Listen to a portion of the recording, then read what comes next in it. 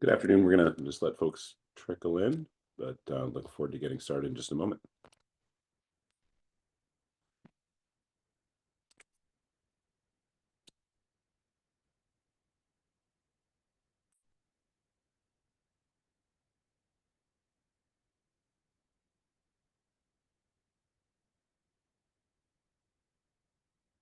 Okay. All right. Well, let's get started. I'm sure folks are going to continue to join. Good afternoon or morning, depending on where you are tuning in from. My name is Ted Wells, or if you're watching this recorded, which will be afterwards, it could be any time of the day. So welcome. I'm Ted Wells, president and of STEM Connector, and I am based in Washington, D.C. We are excited to share, to partner with Encourage, formerly some of y'all know as My College Options back in the day, a leading data analytics company that has partnered with STEM Connector for a very long time, for most of our history, since 2011. One of the first people I met was the founder of, back in 2011, was the founder of My College Options. So, and then have updated their name to Encourage. And I'm joined with Jessica McFeron, who is going to provide an overview of some of the data that they collected through our partnership from across the country with students about gauging their interest in STEM education and workforce development pathways. And we know this is at STEM Connector, our goal is always been how do we engage employers sustainably and impactfully in supporting STEM education and workforce development efforts.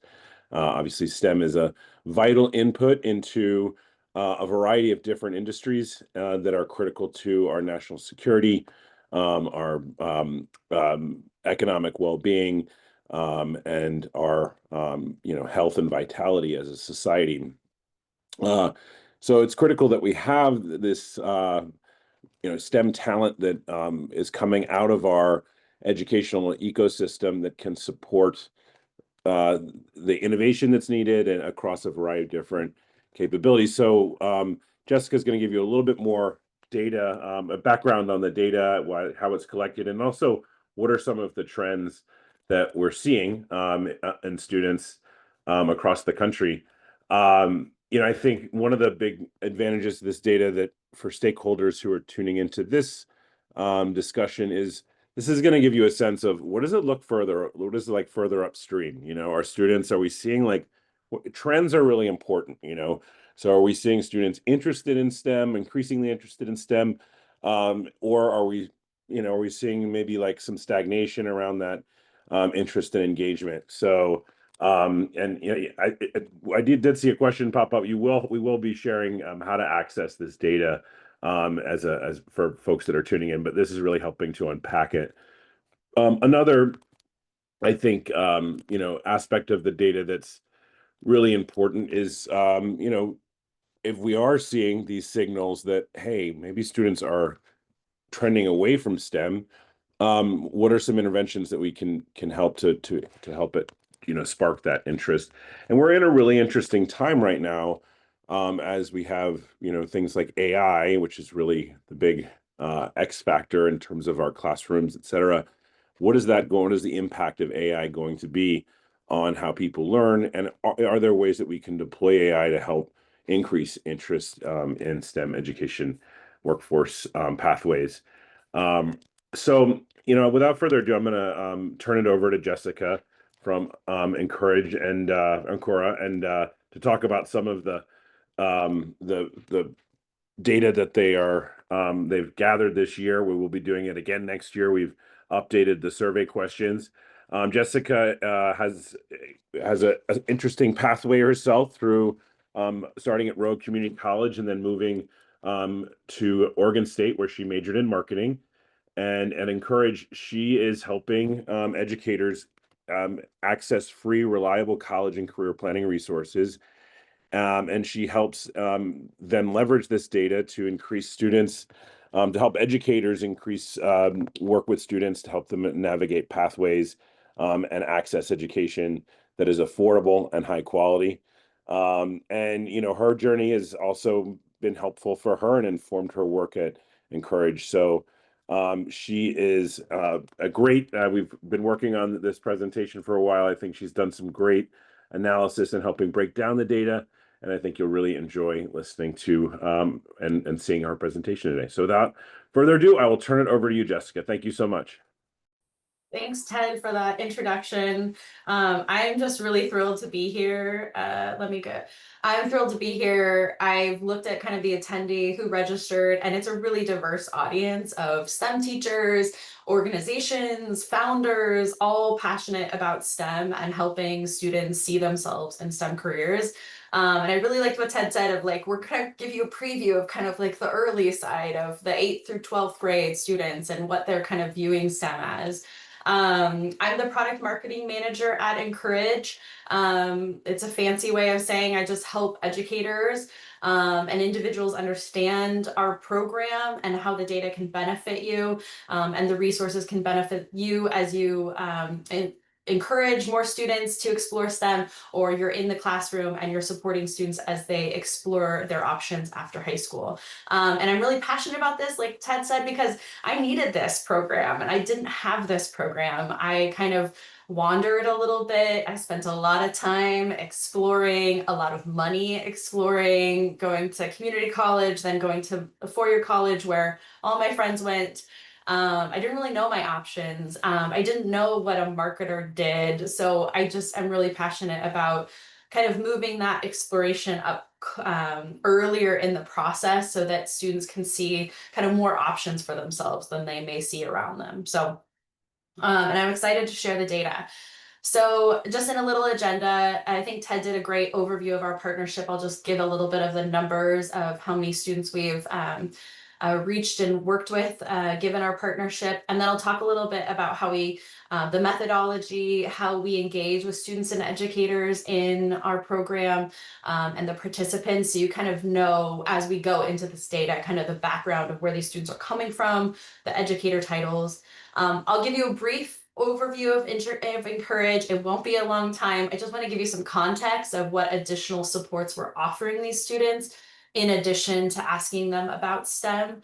And then we'll get into the meat of the presentation, why you're all here, the data review. And we actually have, because of our partnership so long, we actually have a lot of year-over-year data so we can actually see the trends. And we do some slicing and dicing related to the 24-25 academic year. And then we'll open it up for Q&A. I see questions coming through, so keep putting them on, and then Ted and I will address them at the end.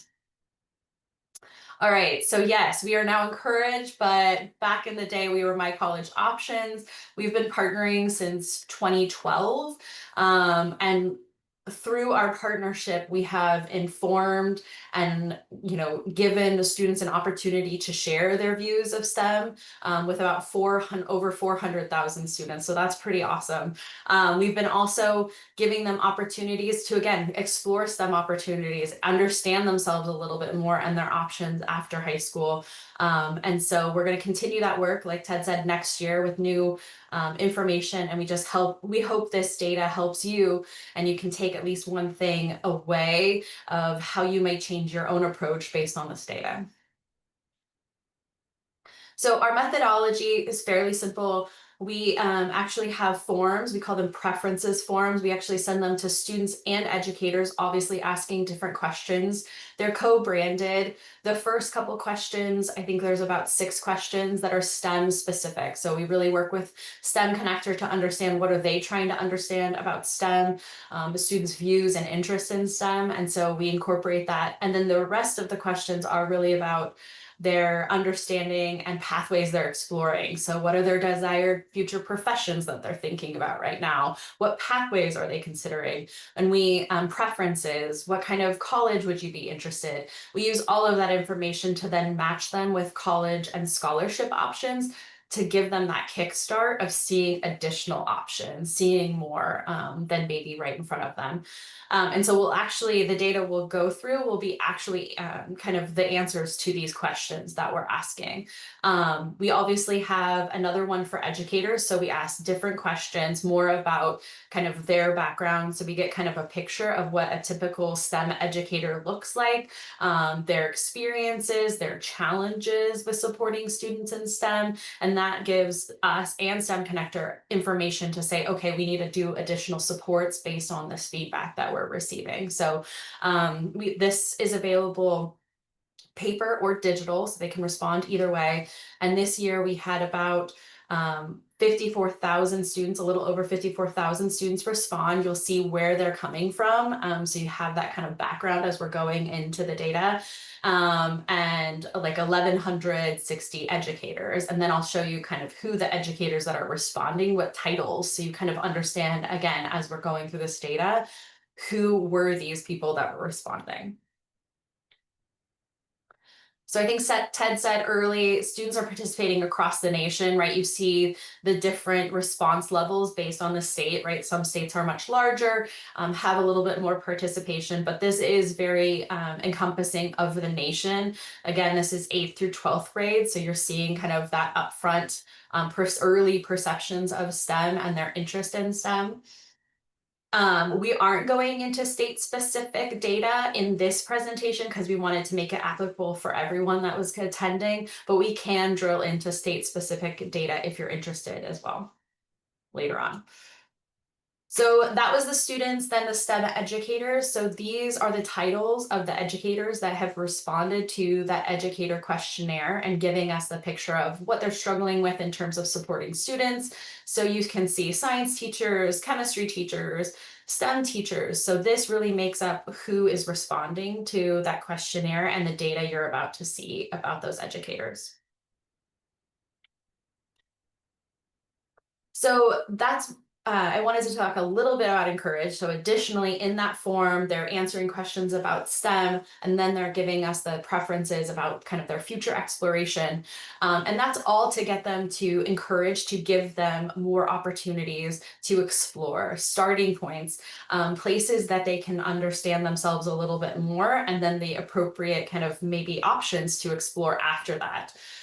We really do want to inspire success for every student through educators, right? Educators are interacting with so many different students. Every student has a different journey, different talents, and unique abilities. And so we really want to give resources that support educators as they're doing all of those interactions with their students.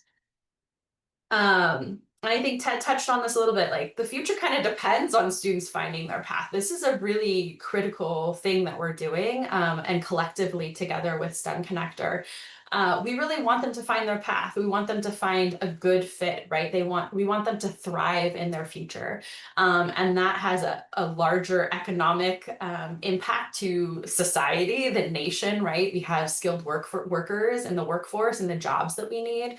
But also on a personal level, right? If they explore careers that they may not have seen themselves in or not seen them as college potential, if they go to college and get a career, they can actually change the generational wealth, their own personal wealth. And so this really is, we're really passionate about what we're doing and the importance of what we're doing and just giving students that, again, just broadening their perspective a little bit about what's possible for themselves.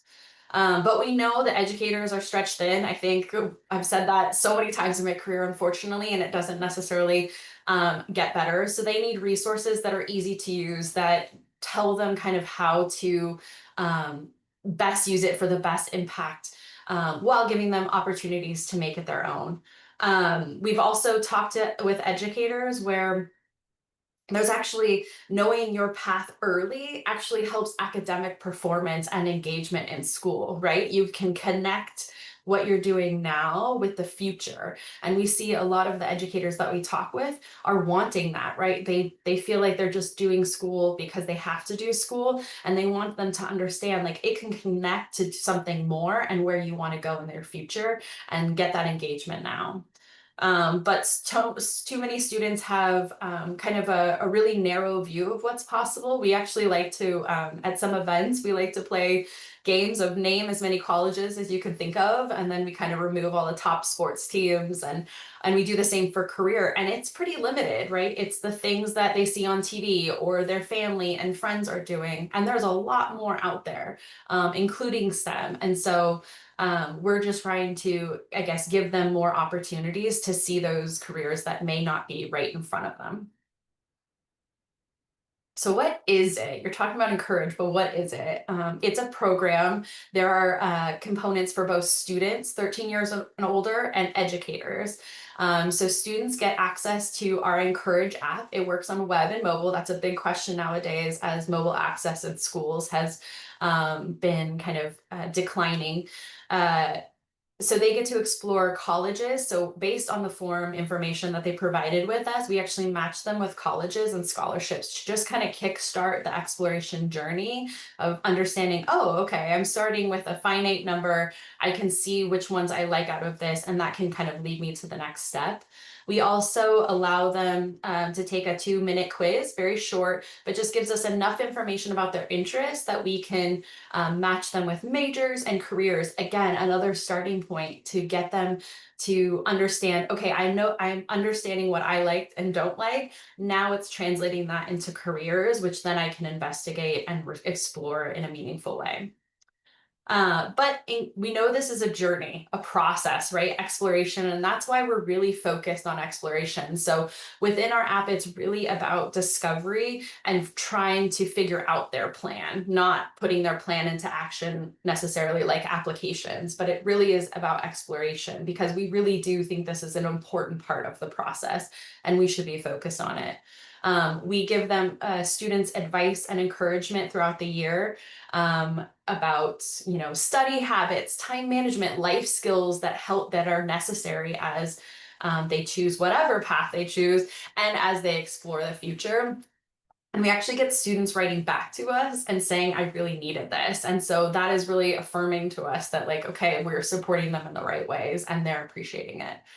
On the other side, for educators, we're giving you an account where you can get straightforward reports on your students, right? What are their pathways? We hear from some counselors, some teachers, that they have very finite time with individual students. So we want to make the most of that time by giving you pre-made resources that you can use, information to have a more focused conversation in that short amount of time about the future, so we can support them more personally and kind of what to do next.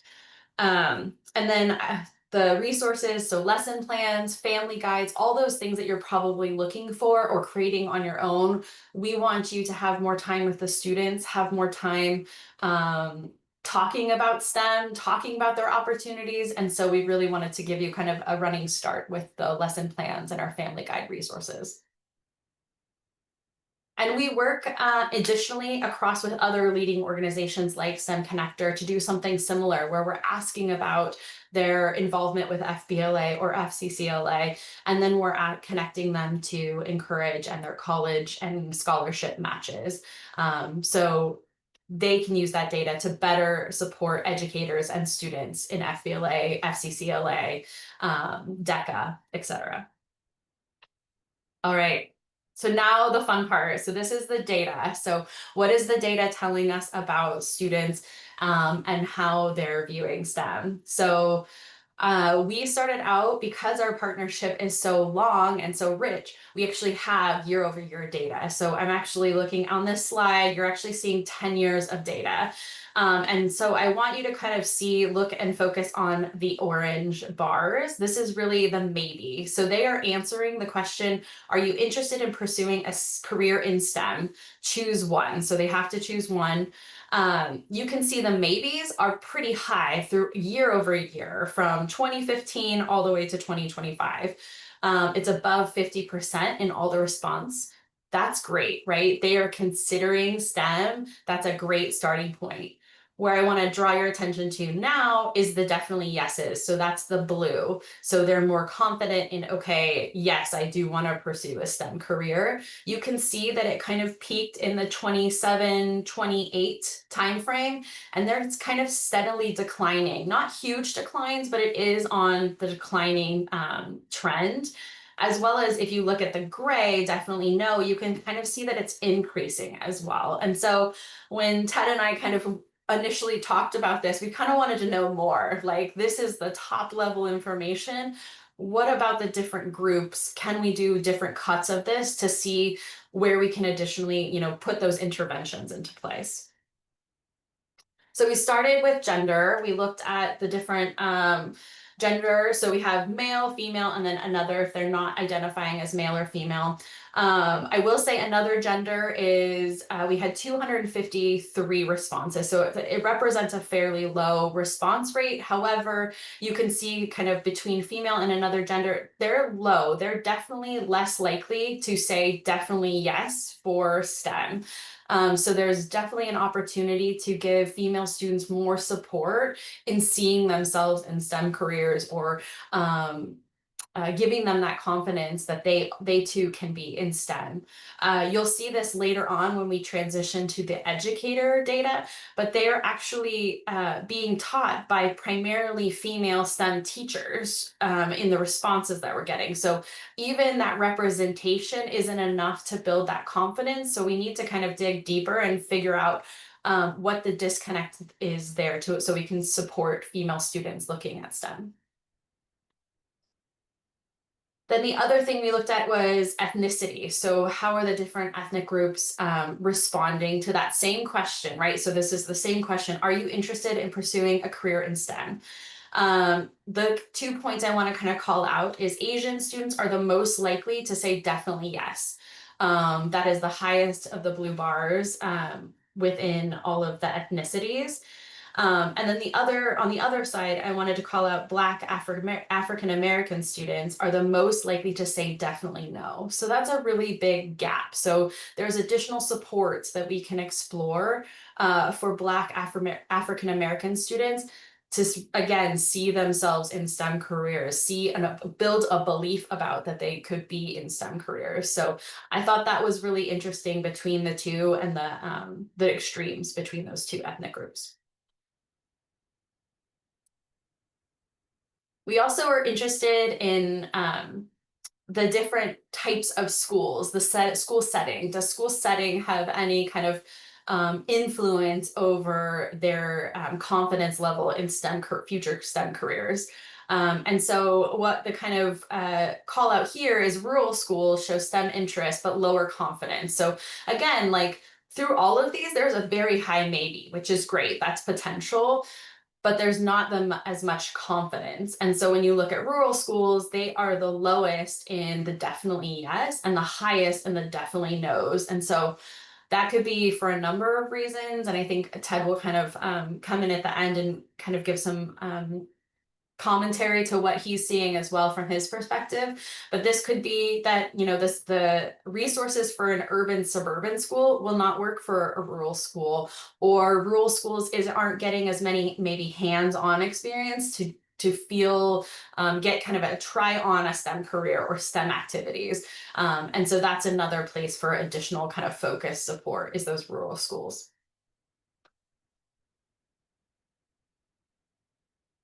This is, I think, my favorite cut of this, because it also, again, is looking at grad year. So like, how does their the part of the journey, exploration journey, where they are in the exploration journey, how does that translate to their confidence level?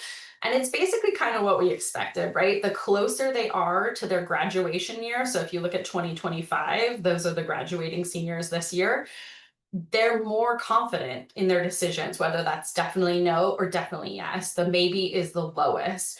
The further out you get from the graduating year, the more they are in that maybe. And I think that makes sense, but it also highlights an opportunity to really get them thinking about STEM even earlier, because they could build that belief sooner and have more confidence sooner in their decisions. So you can see the orange, the maybe kind of trends down every year closer to the graduation date. And you can see again, the like definitely no's, the definitely yeses are increasing as the maybes are going down. So I just thought that was an interesting, and it made sense, right?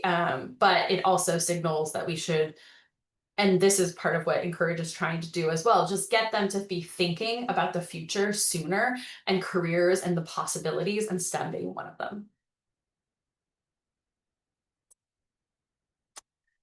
So on the flip side, we talked a lot about interest, right? So it was interest in a career, definitely yes, maybe, or definitely no.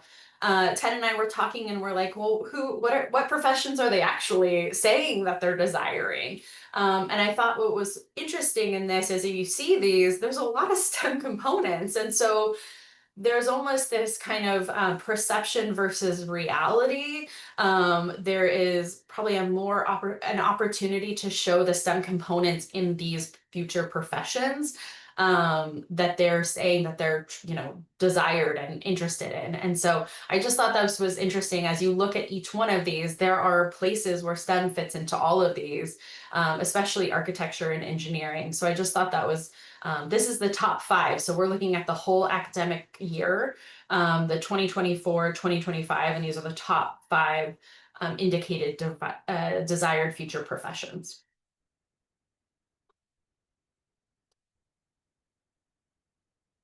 Then we kind of decided, okay, we've looked at interest, we've looked at desired future profession, what pathways are they interested in? And so this is a little bit a different grouping of year over year. So this is 2022 to 2025.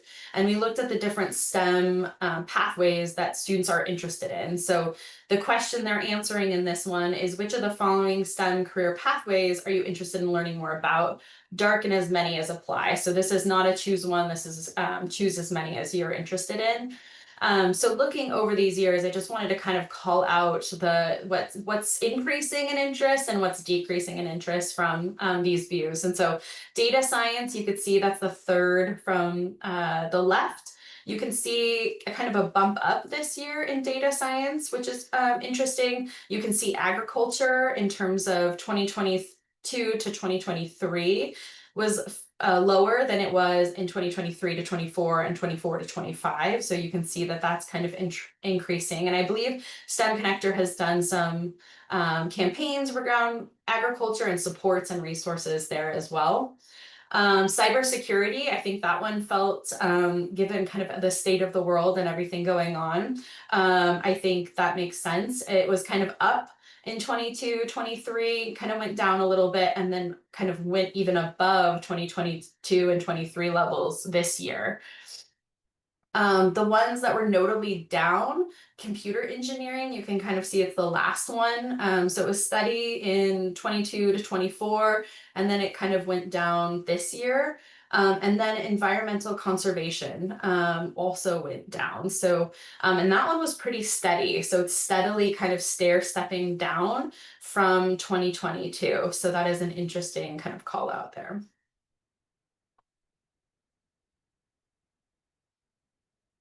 So then we wanted to kind of understand, and one of the questions we ask is about STEM activities. So are they aware? So does your school have any clubs, competitions, or out of school programs that are related to STEM?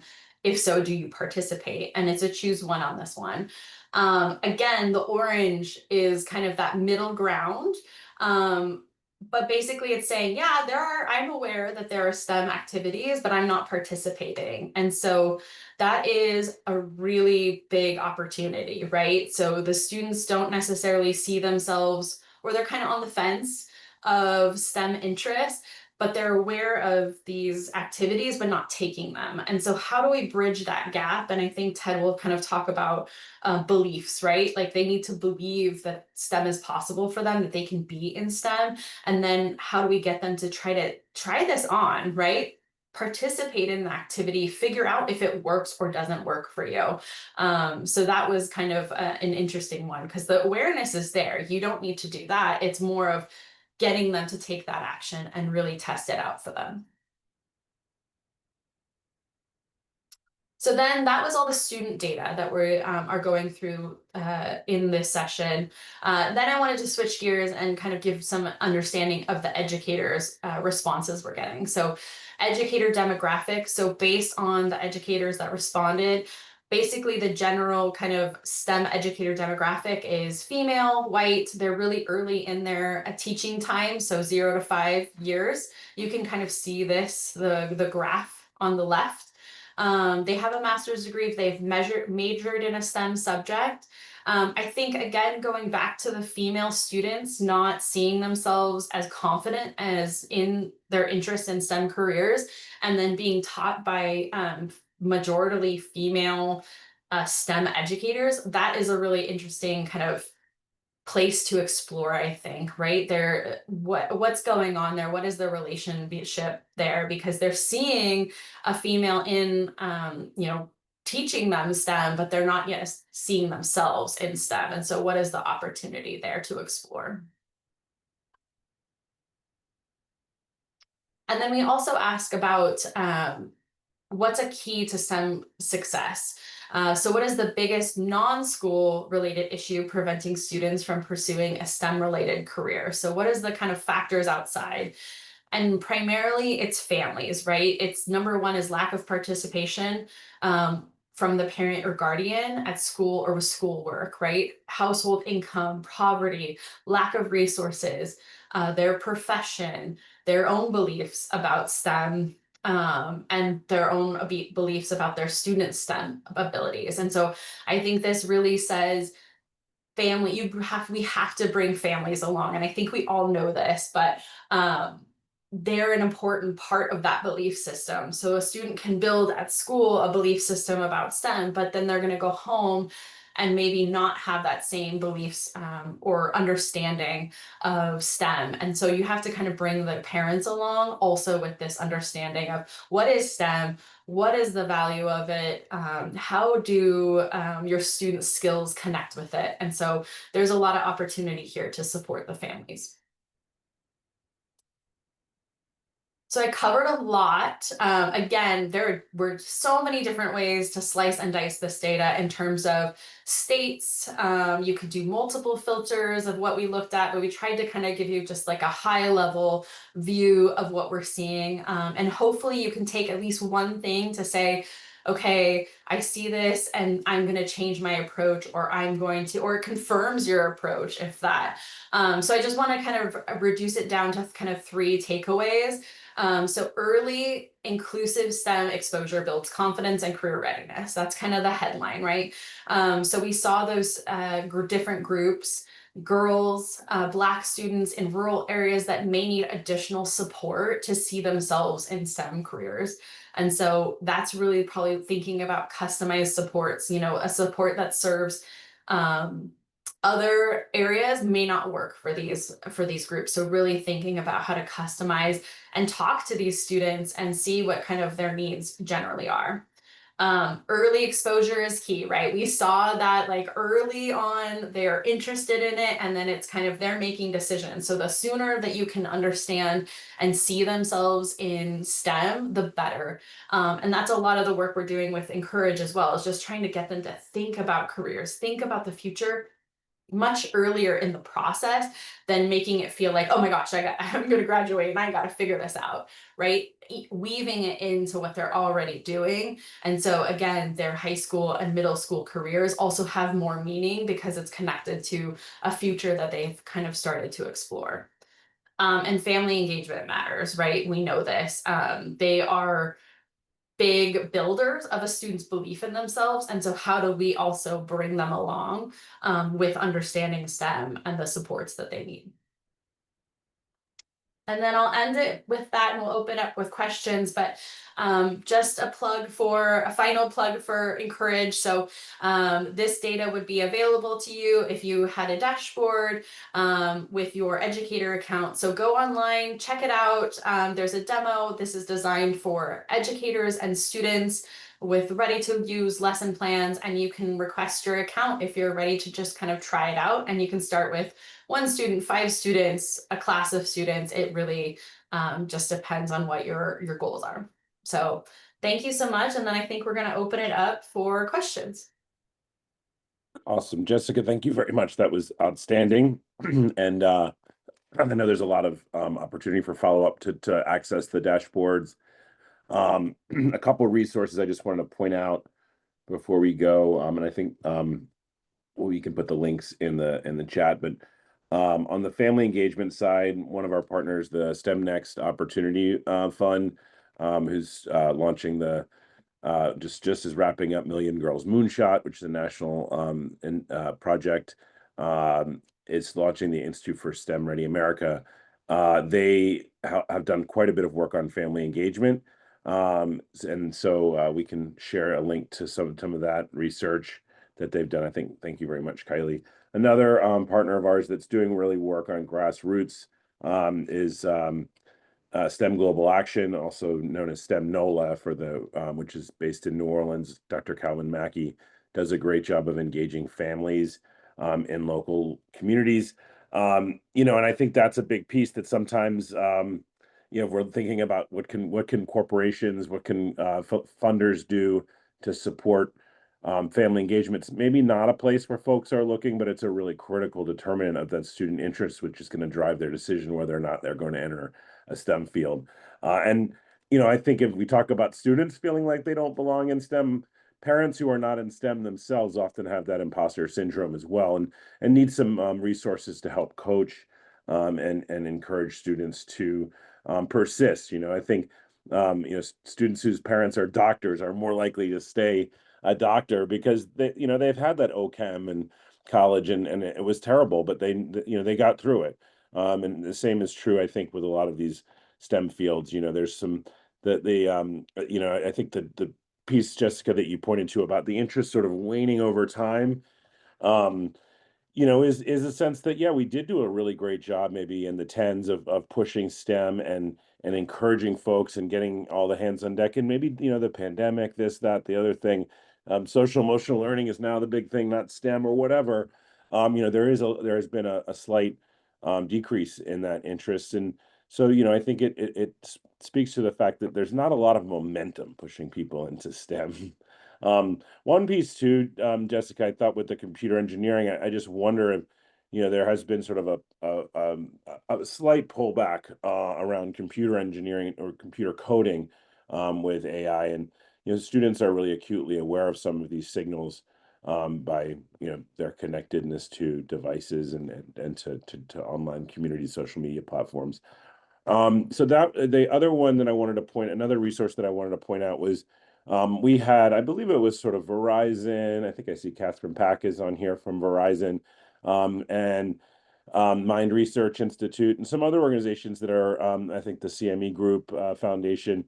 It said, one of the things we struggle with is as we try to engage corporations in supporting our work, or we try to get in the case of Verizon, I think back then the question was, how do we bring other partners into supporting some of this early stage work? Because a lot of times it's very tempting to just look at like high school, secondary education as a place to engage, because it's so far away to think of a student in kindergarten. But there is a business case around engaging early, and it really is critical. If you wait until a student is in fifth grade before you start caring about whether or not they're going to be in STEM, it's far too late. Those foundational elements of literacy and numeracy are really critical to their ability to rise to higher levels. So I think those are some good opportunities to take a look at. And then another piece, just around creating those you know it's very hard with students in low resource backgrounds to create those. Now it's a lot of times folks in low resource background, you talked about like rural students, those are sometimes STEM deserts that we see. You can't, you don't have museums, you don't have employ access to engineers, to maker spaces, to all these different types of things, to other, and just even other students are further apart. So rural students are sometimes at a significant disadvantage, and obviously students from low income backgrounds are also at a significant disadvantage.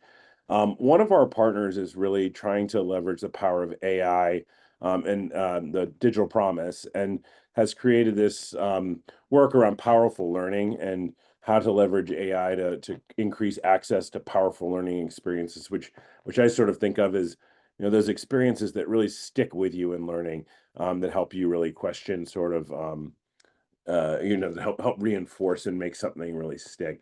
And obviously students who, I think it's pretty clear students who have access to more resources are going to be able to engage in those experiences more frequently. So if we can use AI to even to help level the playing field and as a driver of equity, as opposed to something that is going to decrease equity. So those are some resources that we have. Finally, a resource that's sort of an oldie but a goodie, came out in 2018, was revisited in 2023, is the State of STEM, that my former colleague Erin White, who's now at the Business Roundtable, produced, and then Cindy Zeiker updated with her team back in 2023. And one of those pieces is that belief gap and helping students really, of the 5 gaps. We did talk about geographic gap, and then in this case, the belief gap is really a critical one, that we have to keep. It's not something you just one and done. Increasing, like, supporting that student interest in STEM, and we also have to realize that, like, the nature of the workforce continues to evolve and change, as industry changes. So we have to be mindful of what's going on in that. And so those are some things that we've developed at STEM Connector, but glad to turn it over now to the to folks out there with questions. And do we have any? I saw a lot of requests for the data, so I think we will be sending the slides so you can check those out if there's specific questions about the data too. I'm definitely, we're both open to I'll diving into a little bit more if you want to see a specific state or something like that. There was one other, I'm looking through the chat. Oh, for rural schools, do high school seniors know that ag is a STEM field? And I think that was kind of an interesting thing too, of like seeing those desired future professions also linked with the kind of interest. It's like, yeah, I think there's also just visibility of like, what is STEM? We understand STEM, but like understanding and connecting that to careers. Yeah. I don't think there's any questions. Did anyone kind of have a takeaway or things that they're going to this confirm things that they were thinking already or doing? Just kind of reactions, I guess. And we will be sending a follow-up email that will have a list of the links and um, all of those resources. So yeah, I mean, it looks like somebody's asking to see California breakdown. I can do that. Is it possible to pull up the dashboard, Jessica, to share? Yeah, let me see.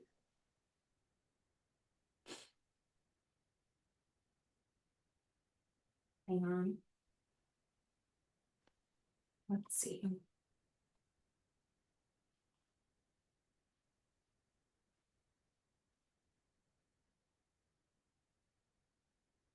should have been ready for this. Oh, here we go. Please hold. Play your hold music. It's a really nice platform. My login isn't working. I think I have too many things up on my screen.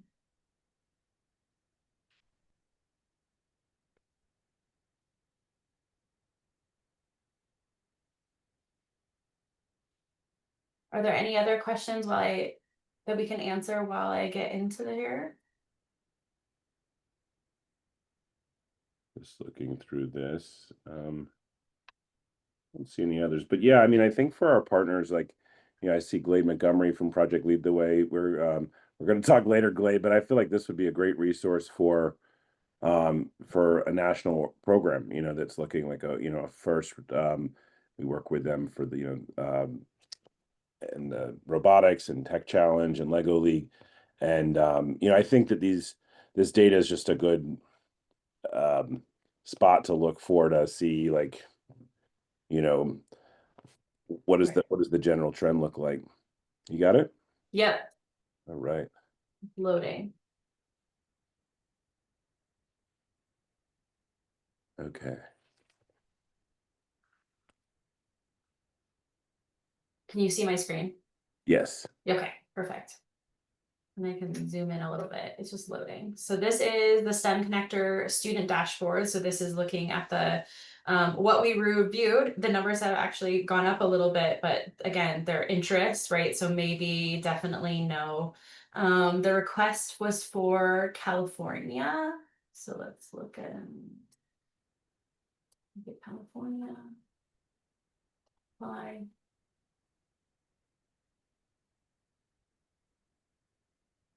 So now you can see the number has changed, so we're just looking at California responses. So again, that high may be, we also ask about influencers on college and career plans, and then these are the STEM pathways. So computer engineering was actually very high in California specifically. So when you have access to this, you also get to filter this, and you can do multiple filters, right? We could look at female students in California in rural schools, so you can start to get a little bit more of a perspective. And then you can see activities. This is pretty much across, we didn't cover this, but across the board, hands-on learning was kind of stated as the most helpful for advancing their interest. And then you can see also, yes, I participate, or yes, I know of the activities. So again, that was the question of the student, of the school activities, but I don't participate. And so when you hover, you can actually see the question that the students are responding to and how many students responded in each of them. I'm happy to send this California specific information to, I think it was Rebecca, so I can do that as well. Great. All right. Well, I think we will send a follow-up email probably early next week with yeses. So folks have requested some of these links. So and that will also have the access to the recording, which we will put onto our YouTube channel. And yeah, please stay in touch. We are going to be, trying to use this data to as a sort of catalyst for continuing conversations and as a backdrop for other conversations that we have. Our themes, we've been working on at STEM Connector this year include experiential learning and how that can be a driver of STEM engagement and interest, and a great place for corporations and employers to participate in supporting students in STEM, and then place-based work, regional approaches, and recognizing, that not every community is got the same resources or the same type of opportunities, but also has different cultural aspects and things that require different types. And this data can get you down to looking at a particular state, so that's really helpful. And then this third piece that we're working on, stay tuned. We'll be releasing a 10-part video on demand vodcast. They'll also be just audio only in partnership with the Utah STEM Action Center over the summer. We're just about to start production on the role of AI in STEM learning across different types of aspects of the way that AI is going to be, background on AI. What is not just Chat GPT, but then also how it can impact STEM learning. And so this data is also a great backdrop to as we try to understand how to do this work more effectively. So, well, Jessica, it looks like we don't have any questions, and so I think we can call it a job well done. Thank you very much for doing such a great job pulling this together, and thank you also for the whole team for being such longtime partners with STEM Connector, and we look forward to continuing our work into the future. Thank you for all you do. Thank you. Have a great day. Bye-bye.